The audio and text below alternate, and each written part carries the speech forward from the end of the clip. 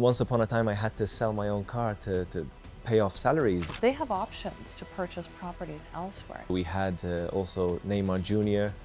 Join us. He bought a penthouse there too. It doesn't necessarily need to be in Dubai nor with BinGhatti. What does it mean to live in the most luxurious branded residences worldwide? How did this AI system interact with you? First time I see a non-human tool, interact with me just like a human being. Tell us about the most difficult decisions. But I think that was probably one of the most difficult decisions I had to take as an entrepreneur.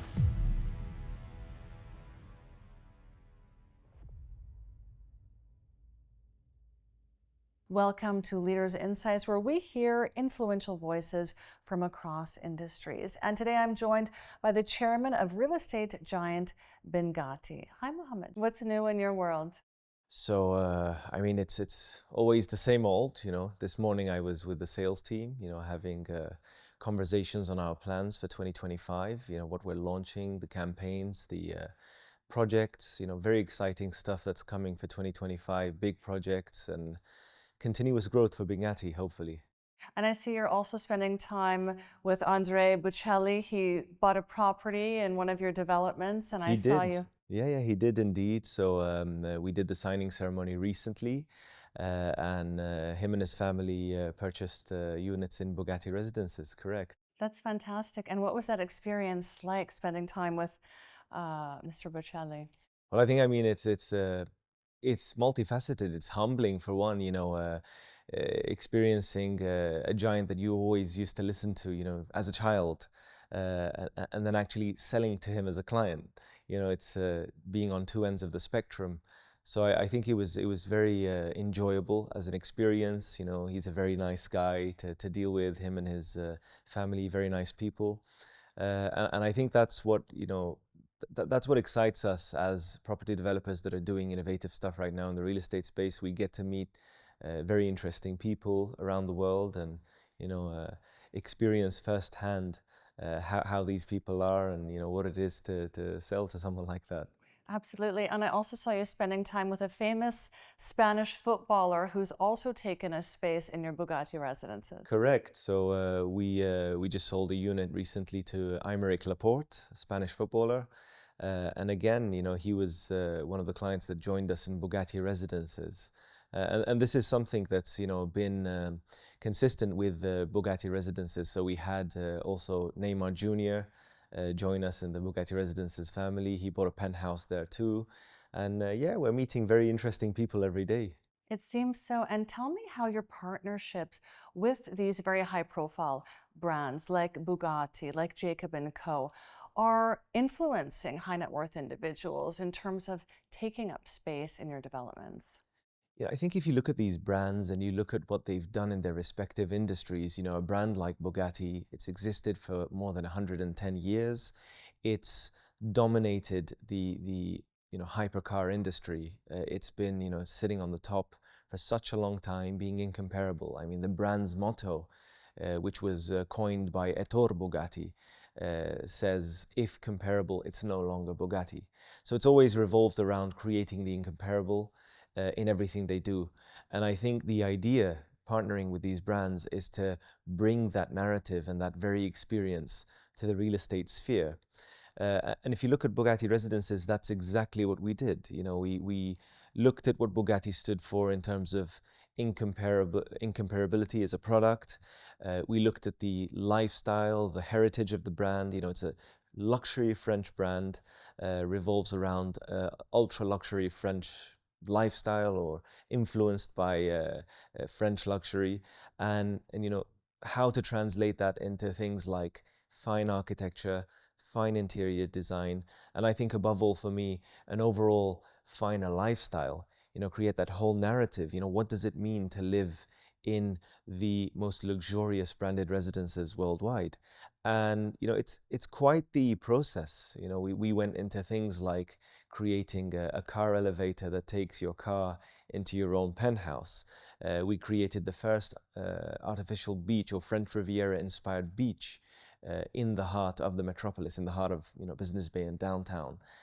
So a lot of engineering feats, architectural feats, lifestyle feats, and unprecedented amenities that have gone into creating what this brand stands for in real estate. And you certainly are capitalizing on these partnerships. I'm looking at your 2024 numbers. Net profit surged 152% to nearly $500 million. And this was driven by these really record-breaking sales. Is it the exclusivity of these projects that are really attracting these high net worth individuals, because they have options to purchase properties elsewhere? It doesn't necessarily need to be in Dubai nor with BinGhatti. Well, I think one sort of aspect of it is the exclusivity, of course. I mean, it's the first and only Bugatti residences worldwide. In the case of Mercedes, it was the first worldwide, and then it was followed by Miami. In the case of Jacob & Co., again, it was the first Jacob & Co. branded residences worldwide. So I think we were definitely trailblazers or trendsetters in the branded residences space. And I think there's other factors that also play a role in attracting clients to these projects. BinGhatti, the brand itself, being one of them. What we stand for as a brand today in terms of product quality, in terms of timely delivery, in terms of the overall experience that we provide today. I can give you examples. Today, you buy a property from BinGhatti in any of our product line, whether it's a product you're buying in Jumeirah Village Circle or Dubai Science Park. We provide services like concierge, after sales. So you've got on your unit, you've got on your key. It doesn't end there. You get concierge services. We support with things like interior design, furnishing, leasing services. So it's building that relationship with the client, providing a product that's far more superior to anything you can find in the market. And I think clients are starting to see that and realize that, and that's ultimately what differentiates us in this bustling market. So you were offering some luxury services in properties that are not exactly your top tier properties, which is obviously very beneficial to you. Yes, I think ultimately what the BinGhatti brand stands for is redefining the entire industry. It's to always provide above expectations. And that's what we've been consistently delivering ever since our inception. I mean, if you look at the BinGhatti brand and its evolution since the earlier days, we were probably the first developer that came up with this idea of, changing how real estate looks, how you expect it to look, what does iconicity mean? These sort of notions that we were inspired from industries like the automotive or the fashion industry. I recall, back in architecture school, I did a degree in architecture, and I always asked myself, you look at a bag from any renowned brand worldwide, be it Louis Vuitton, Dior, Gucci, and you can tell what the product is from a mile. The iconicity, the design, it just, tells you what the product is immediately. It's unmistakable. And I think same thing with automotive. You look at a Bugatti, you look at a Mercedes, you know what it is immediately. The DNA is unmistakable.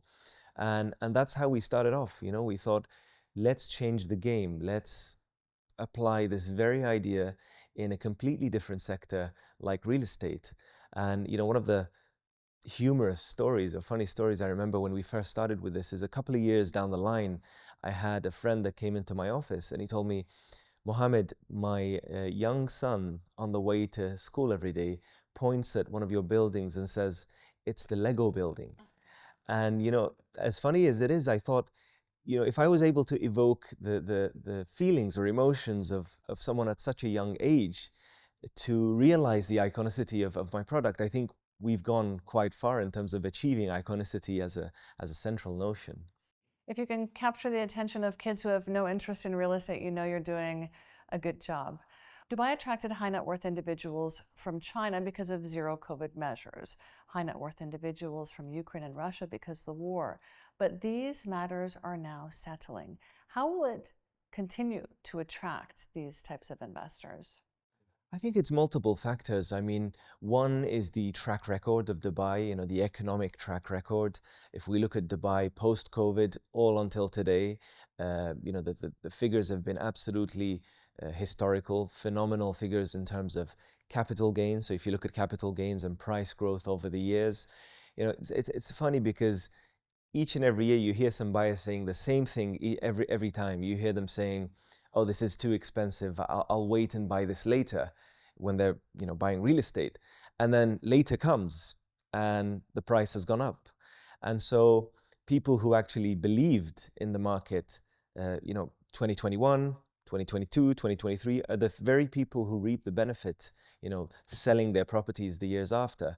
So I think capital gains is a huge one in the Dubai real estate market, and we've seen very, very significant capital gains. So figures as much as 25%. I've seen some properties grow 30, even more, 30%.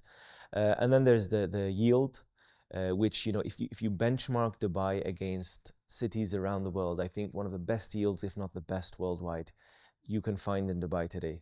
So across the board, Dubai ranges between 7 to 11% in terms of rental yields, depending on what area you're looking at. And if you compare that with other cities around the world, very modernized cities, very well-established real estate markets, the yields generally range between 2 to 5%. So I think for the investor, it makes perfect sense to come to Dubai at the moment. I think also if you look at it from the price per square foot angle and you compare Dubai to major real estate markets at the moment, you're talking almost half the price of cities like LA or Miami, and almost a third the price of real estate in cities like London. So everything makes sense to invest in Dubai right now. If you're talking about standard of living, lifestyle, ease of services, ease of doing business, Dubai provides that fertile land. If you want to plant a tree, you look for a fertile land, and I think Dubai is that land worldwide right now. You come to Dubai, you'd like to, a lot of people come to build businesses, to make money, and that's what you find in Dubai. So. In terms of capital gains, we have seen them increase exponentially in certain areas like the Palm, like the IFC. What are the upcoming neighborhoods where investors can really capitalize on capital gains? So I think, if you look at each and every neighborhood in Dubai, we've seen capital gains in general. It's seldom have you found that there hasn't been any capital gain increases happening in any neighborhood in the past few years. But I think quite interesting ones, ones we've ventured into are ones like Dubai Science Park, for example. So we launched our first project there last year, performed very well. So we sold almost 2 billion dirham worth of stock in 1 month, 2 months. So that was a great success story with BinGhatti Hills, where we launched BinGhatti Hill Views after that in the same area. So I think that's quite an interesting neighborhood that's upcoming. You also have areas like Al Jaddaf, which have been built very quickly. Not very much land left in that area, but I think it's a very interesting area, and I think that there's a lot of potential in an area like Al Jaddaf right before downtown. And then you have areas like Jumeirah Village Circle, which have absolutely rocketed in terms of growth and in terms of projects being launched in that area. So quite a few interesting areas, other than Palm Jumeirah, that have grown in terms of capital gains. And you plan to boost the value of your project portfolio significantly to $27.2 billion by Q1 next year, I believe. It was valued at $10.9 billion in Q4 2024. How will you more than double the value of your project so quickly? So I think that if you look at the story of BinGhatti, it's always been a story of growth since day one. And the growth has been absolutely exponential since our inception. And the idea is, we've built this model that supports in that growth. So complete backward integration in terms of our operations. We control most of the supply chain. So factories for things like joinery, aluminium, steel manufacturing, everything that goes into making the finest real estate and the finest products in the real estate market, we've tried to bring that in-house. So that helps us with things like timely delivery, managing costs, and of course things like quality, which are very important for us today. And then of course also looking at opportunities in the market today and expanding our land bank. So that's exactly what we've been doing. We enter, we expand the land bank, and we don't tend to hold the land bank very long. We transform that land bank into actual projects, and we sell those projects very quickly. So the sales team has been designed and the marketing team has been designed to, it's almost like a production line. We buy a plot and everyone knows what they're doing immediately. from the time we buy this plot. It goes to for design. There's a deadline for the design process. It's very efficient, so generally it doesn't take more than 1.5, 2 months to design it. Usually projects take 6, 7 months, 8 months, and then that goes to the sales team, the marketing team, and the sales team has a deadline to sell it very quickly. The construction team has a deadline to construct very quickly. And if you look at our track record, we've been probably the most awarded developer in Dubai and the UAE for the fastest delivery. So I think it's, very quickly, in a nutshell, that's how we're growing very fast. It's really, just building that production line, that monster, and repeating and scaling it. So you're able to expedite your entire operations essentially by doing as much of it as you can in-house, which is really remarkable. And speaking of plots, we know that you have bought some plots in Al Jadaf. You've bought plots on the Palm, I believe Business Bay as well. What are you planning on doing with these plots? Any upcoming projects you'd like to discuss? So definitely, we're launching a lot of exciting stuff. I mean, in Ramadan, be on the lookout for very exciting stuff within the next 2 weeks. We're launching projects in areas like Business Bay. We're launching in Dubai Science Park again. So a major project after we successfully sold BinGhatti Hills. We are also launching in Al Jadaf. We're launching BinGhatti Starlight in Al Jadaf, almost 1,000 units in that area. And a lot of exciting projects coming soon in 2025. And why project launches specifically during Ramadan? Is it a beneficial period for businesses to launch projects? It's a very interesting question. So a lot of people presume that Ramadan is a very quiet season, very quiet month. But I think for us at BinGhatti, one thing or one strategy we've done, and we've done this for a couple of years now, is we almost flip the days over in Ramadan. So everyone gets active at night, and that's exactly when the sales team and the marketing team is working at full pace. So we do things like Ramadan gatherings, Ramadan tents. An interesting fact that last year, Ramadan was the highest selling month for us. Let's talk about your sukuk that you launched last year. It was heavily oversubscribed. Are you planning on launching another? So I think we're looking at, we're keeping our options open in terms of, there's not one single avenue of financing for the company. Sukuk was obviously one alleyway for us to open up the BinGhatti brand name on an international level on prestigious platforms like the London Stock Exchange and Nasdaq Dubai. And I think we did exceptionally well with the sukuk. So first one was 210% oversubscribed, and second one was 420% oversubscribed, with 40% of the demand being international demand. So I think we did very well with the sukuk, and now we're looking at different alleyways, different structures. But I think if you look at the company's financials and the figures we announced recently, and you look at where the company is right now from a financial perspective, we're in a very solid position cash flow wise, free cash flows of the company. So I think a lot of that expansion is going to be a byproduct of those free cash flows, because a lot of the projects we announced last year are pretty much sold out and being handed over soon. And can we expect to see BinGhatti list on the DFM anytime in the near future? Well, again, I mean, we always keep our options open. There hasn't been any definitive, decision pertaining to that specifically.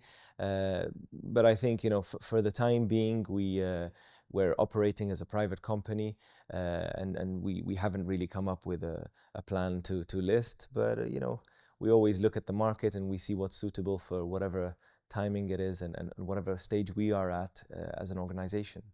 Let's talk a bit about technology. How are you using AI and other technologies within your project lineup?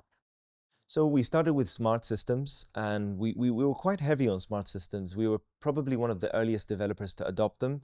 And if you look at the BinGhatti product today, smart systems are very ubiquitous in the product. So you walk into a unit, things like voice controlled air conditioning, voice controlled lighting, voice controlled curtains. That's all very mainstream right now with the BinGhatti product.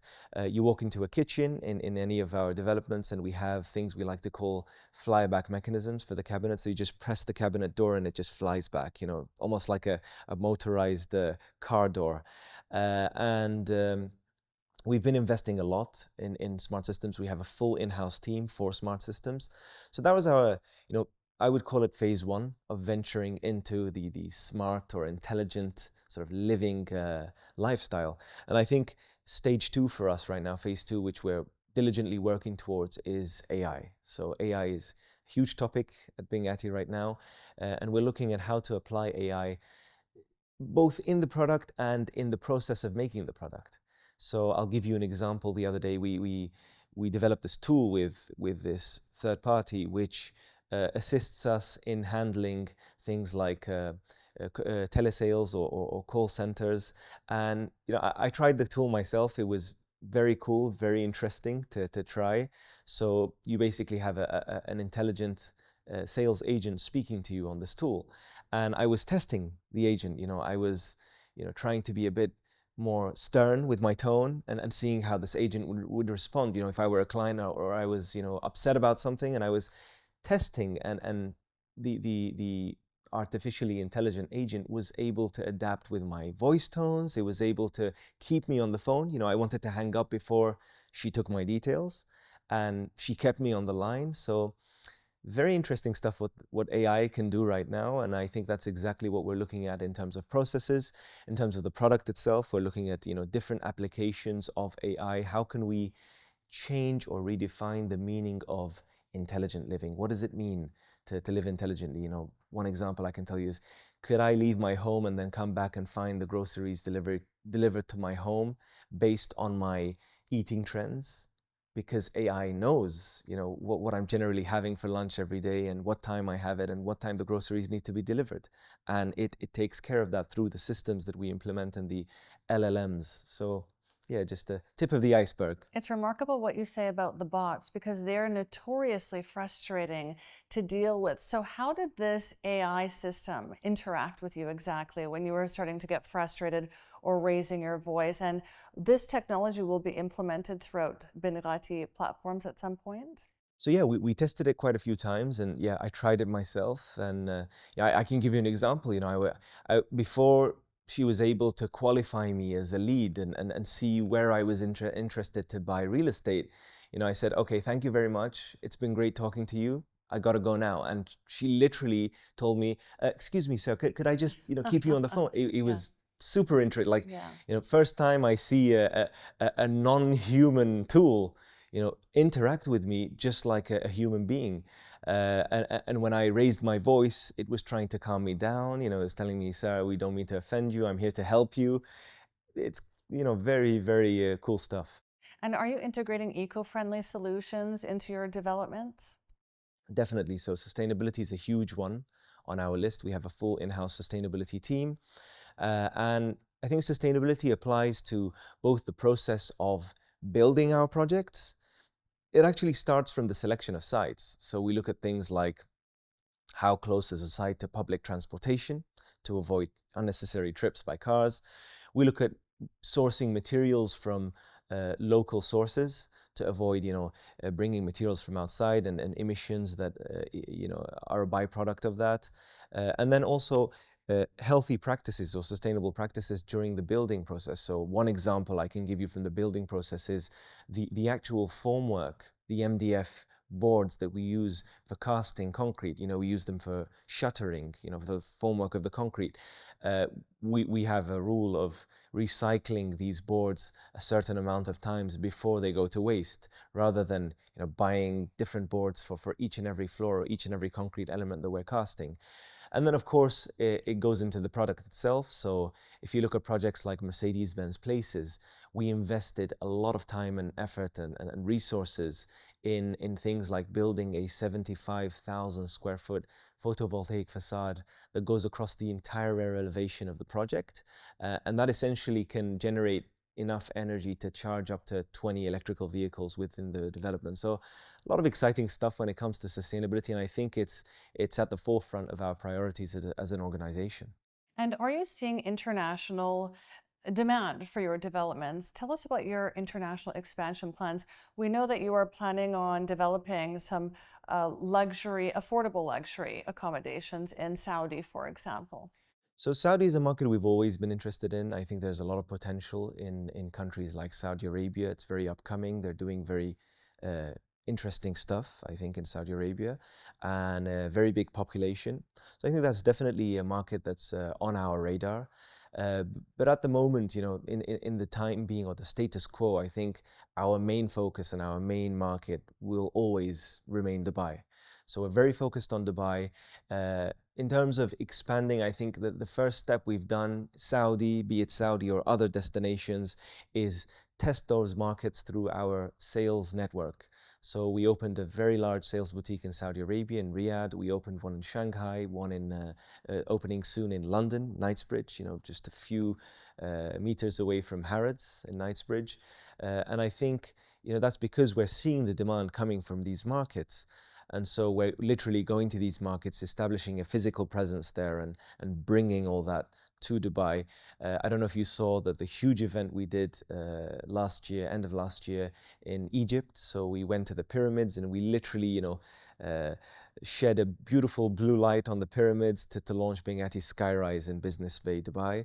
And it was the talk of the town, in Cairo. It absolutely was. And I see other major developers in Dubai entering the Egyptian market. For example, we just saw Emar pledge billions of dollars to revamp Egypt's downtown. Is that a market that BinGhatti is also interested in? BinGhatti is a very open-minded organization.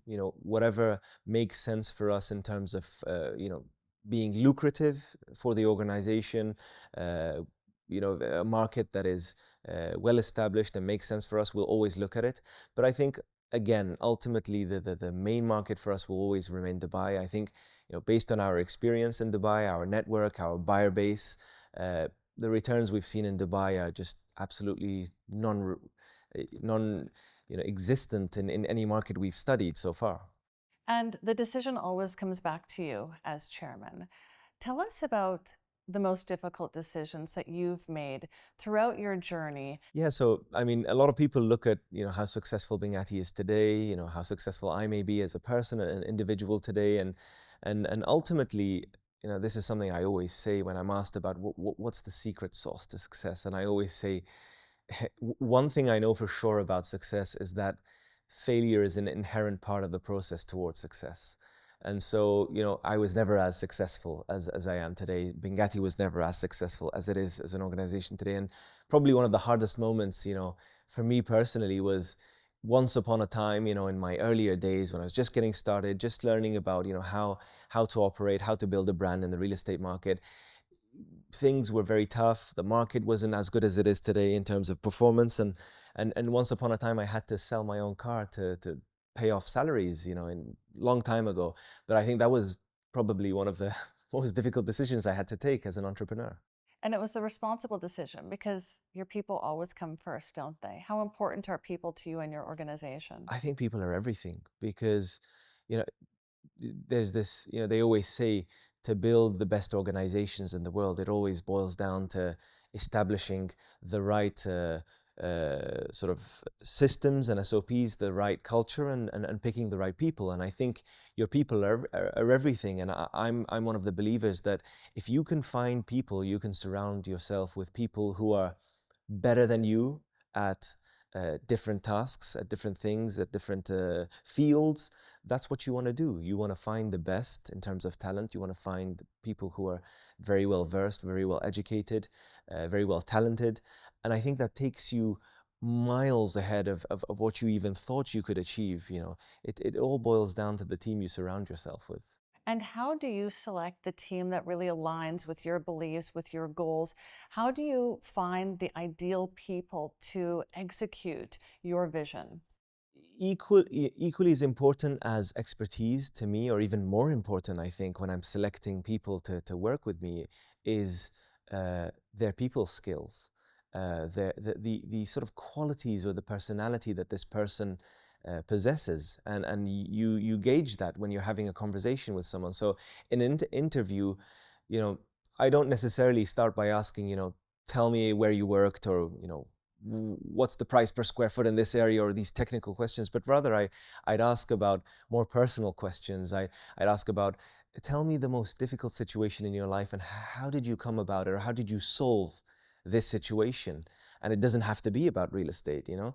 And I think it's people with qualities like grit, relentlessness, passion, drive, and really people who are very passion driven, who wake up every day not for the salary, not for the commercial sort of payoff, but rather people who really enjoy doing what they do, and really enjoy taking something from one level, you know, taking an entire industry, because that's what BinGhatti stands for, taking an entire industry and just redefining the industry. And I think every good company around the world, or every brand that's made it up there, you know, Fortune 500 companies, pretty much did that. You look at brands like Apple, I mean, they redefined the notion of smartphones. And I think that's exactly what BinGhatti is trying to do in a realm like real estate. It's to redefine the idea of living. And on that note, Muhammed, tell me about the biggest obstacle that you faced in your life and how you overcame it. So I think, you know, one of the biggest obstacles was, again, a long time ago. You know, I found myself in a situation once upon a time where all circumstances were against me. So the market wasn't doing as well as it is today. You know, we were new to the industry back then. You know, this was almost 15 years ago, maybe less. We were new to the industry. We were trying to pave our way through this, you know, very large market with a lot of competition.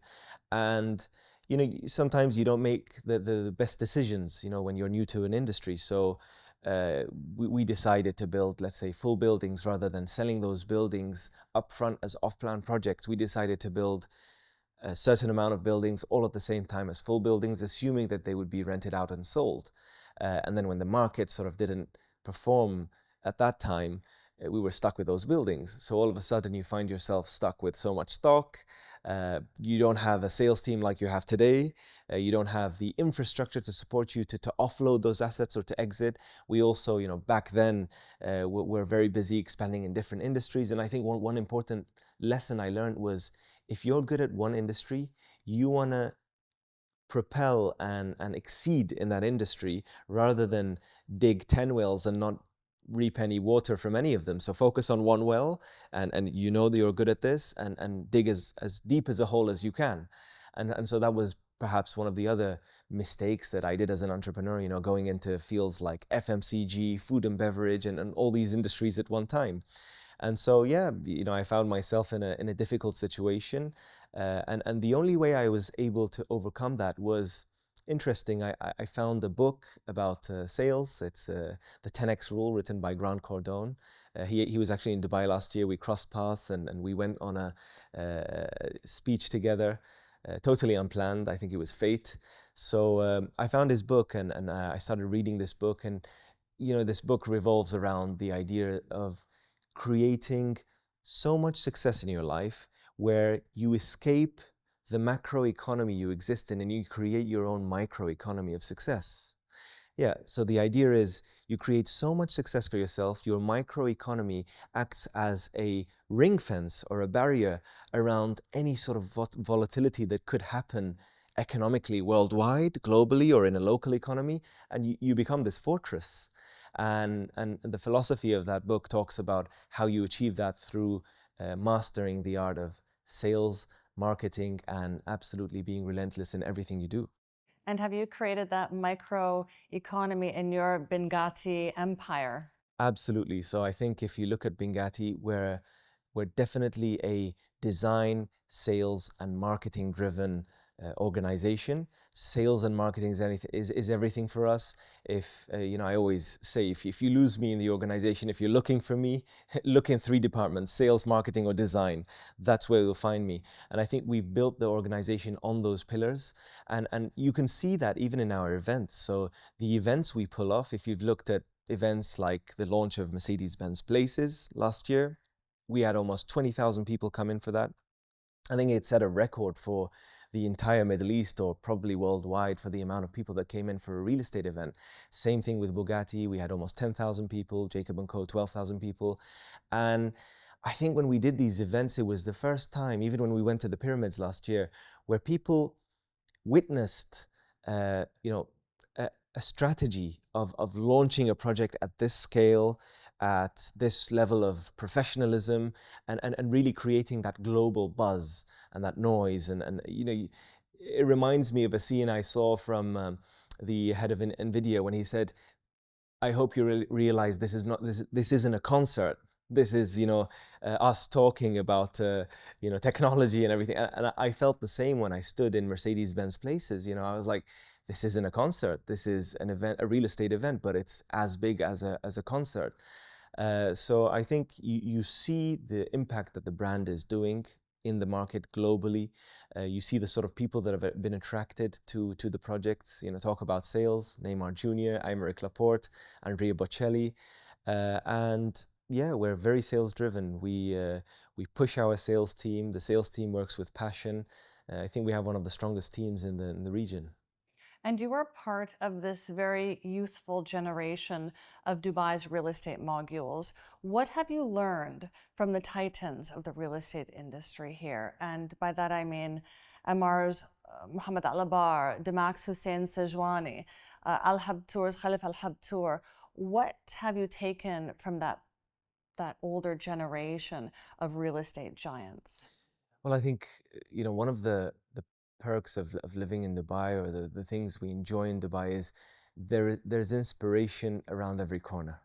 So you can find it everywhere, and you look at, you know, what companies like Emaar and what they've achieved.